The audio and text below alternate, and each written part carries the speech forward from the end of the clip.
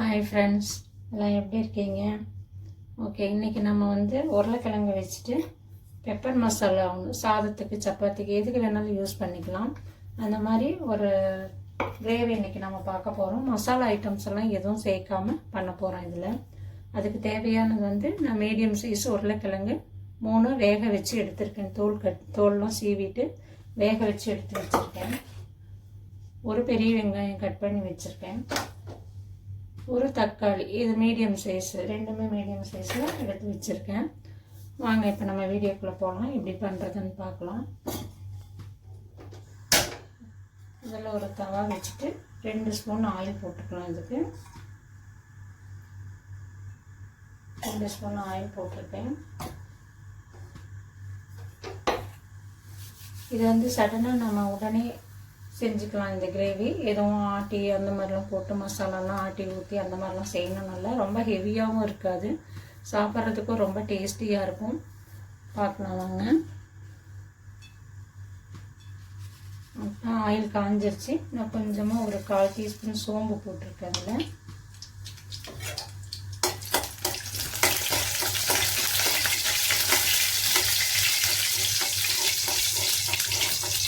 சோம்பு நல்லா சிறந்து வந்த உடனே இந்த ஆனியன் போட்டுக்கணும்.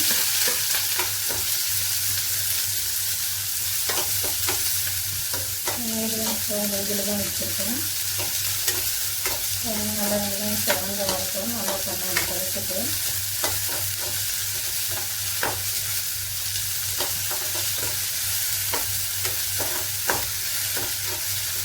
நல்லா சிறந்து வர வரைக்கும் நல்லா விட்டுக்கலாம்.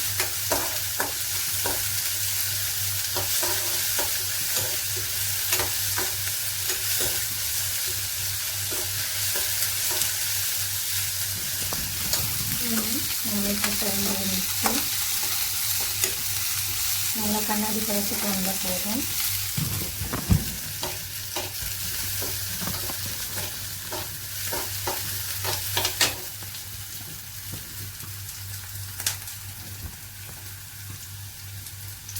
இப்போ இந்த தக்காளி அதில் போட்டுடலாம். இதான் நல்லா கலந்து வரணும். இப்போ தண்ணி வெங்காயம் போடணும். தக்காளி பச்சை வாசம் போகிற வரைக்கும் வதங்கி வரட்டும்.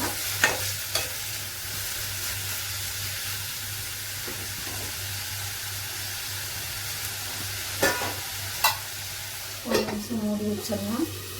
கொஞ்சம் வதங்கி வரட்டும்.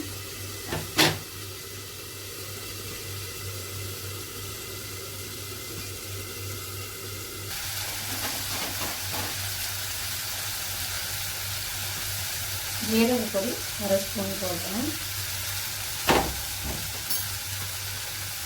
மஞ்சள் பொடி 1/2 ஸ்பூனு.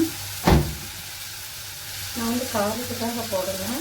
கலருக்காக காஷ்மீரி சில்லி பவுடர் ஒரு 1/2 ஸ்பூன் போட்டுக்கிறேன். இது எல்லாத்தையும் கலந்து விட்டுடலாம்.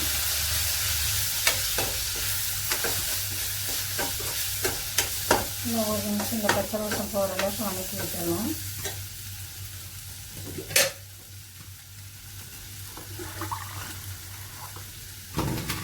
இப்போ இதில் ஒரு 3/4 டம்ளர் தண்ணி விடுறேன். இந்த மசாலா எல்லாம் அப்படியே நல்லா ஒன்று போல் கலந்து ஆனியன் இதையெல்லாம் இதாகி வரட்டும். ஒரு 10 நிமிஷம் மூடி வச்சிடணும். அடுப்பு மீடியம் ஃப்ளேவில் தான் வச்சுருக்கேன். நல்லா எல்லாம் கொதிச்சு ஒன்று போல் கலந்து வந்துருச்சு. நான் வேறு எதுவும் சேர்க்கல. மஞ்சள்தூள், காஷ்மீரி மிளகாய் பொடி, ஜீரக பொடி தான் சேர்த்துருக்கேன். இப்போ நம்ம காரத்துக்காக பெப்பர் பொடி போடுறோம். நான் 1/2 ஸ்பூன் போடுறேன் 3 உருளைக்கிழங்குக்கு. நீங்கள் உங்களுக்கு எவ்வளோ காரம் வேணுமோ அதுக்கு தேவையான அளவுக்கு சேர்த்துக்கலாம். இப்போ தேவையான உப்பு போட்டுக்கலாம். உப்பு போட்டு ரொம்ப சீக்கிரமாக வேகமாக செஞ்சு முடிச்சிடலாம். இப்போ நான் இந்த வேக வச்ச உருளைக்கிழங்கு இந்த மசாலாவில் சேர்த்துறேன்.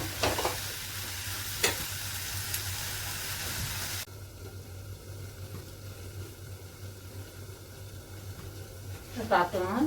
10 நிமிஷம் ஆயிடுச்சு. பச்சை வாசம் போக எல்லாம் நல்லா கலந்து வந்துடுச்சு.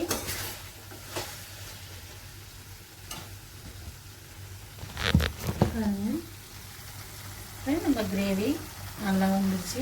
5 நிமிஷம்தான். வேறு எந்த மசாலாவும் எதுவும் போடலை. வெறும் சீரகம் மிளகு மட்டும் போட்டு பெப்பர் மசாலா பண்ணியிருக்கேன் நான். ரொம்ப சூப்பராக வந்துருக்கு. அவ்வளோதாங்க, நம்ம உருளைக்கிழங்கு பெப்பர் மசாலா ரெடி. நாங்கள் டேஸ்ட் பார்த்துடலாம். டேஸ்ட் பார்க்கலாம். ரொம்ப சூப்பராக இருக்குங்க. நம்ம இன்னும் ஒரு ஸ்பூன் ஆயில் கூட இதுக்கு போடலாம். ரொம்ப நல்லாயிருக்கும். சரி,